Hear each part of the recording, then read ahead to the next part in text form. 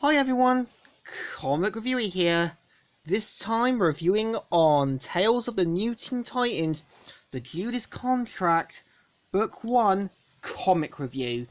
Now, as you know, the Judas Contract was supposed to be this big sort of story event where there was a traitor among the Teen Titans that was meant to kind of expose their weaknesses and such, and was adapted in the 2003 Teen Titans cartoon, as well as adapting a more closer adaptation in the DC animated movie universe version of this one. So the cover mainly has photos of the Teen Titans with Deathstroke, and it starts off how Corey is doing some modelling, and even Donna's amazed by her work and that. And after Gar makes some jokes that tries to be more lively, Tara says, "So this is your photo studio. Who do you work for, Donna?" "I'm strictly freelance, Tara." And she does point out that she does still work for the Teen Titans and that, and just needs to go into the photo room.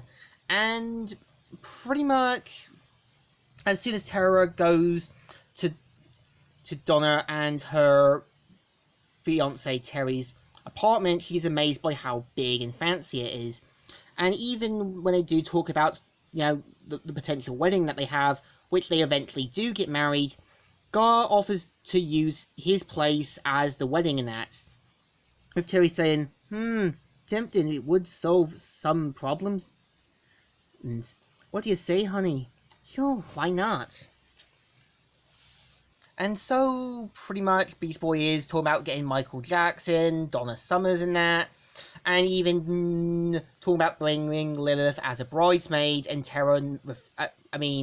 Raven refusing and that, and even having Dick Grayson to give Donna away, as Dick Grayson was meant to be her closest friend.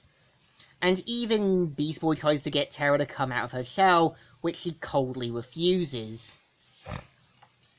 And so, after Dick Grayson heads back to his place, as he stopped being Robin and would eventually become Nightwing, they head to the park,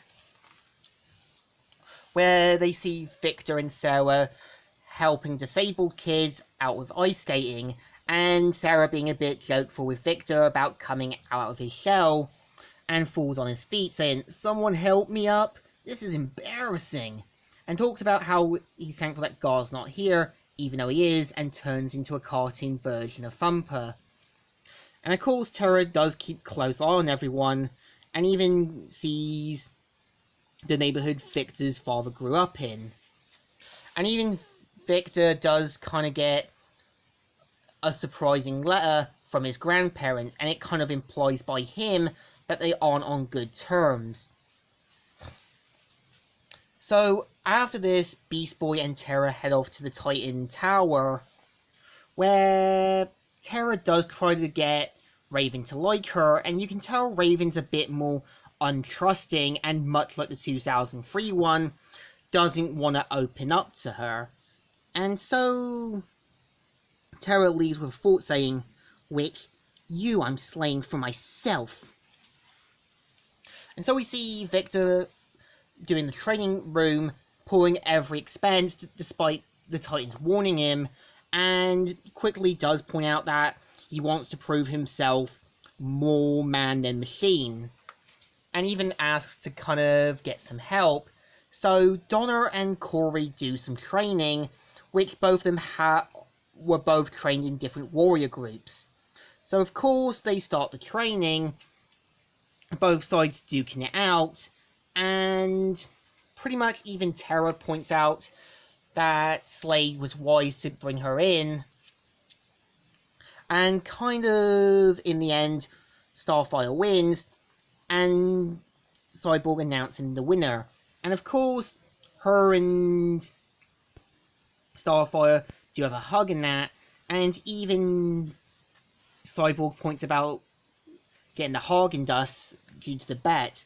So they pretty much do some training outside, where Tara's a bit bitter about training outside in the snow, and even asks why Raven's not here. They do point out that they're having Raven benched due to her powers. So Beast Boy and Terra start training, and you can tell Beast Boy starts to get a little too jokeful and a little too touchy, and you can tell Terra starts to get really extreme, really violent, and even Raven starts to think that Beast Boy's being a deluded kid, thinking that Terra's this good person when she clearly isn't.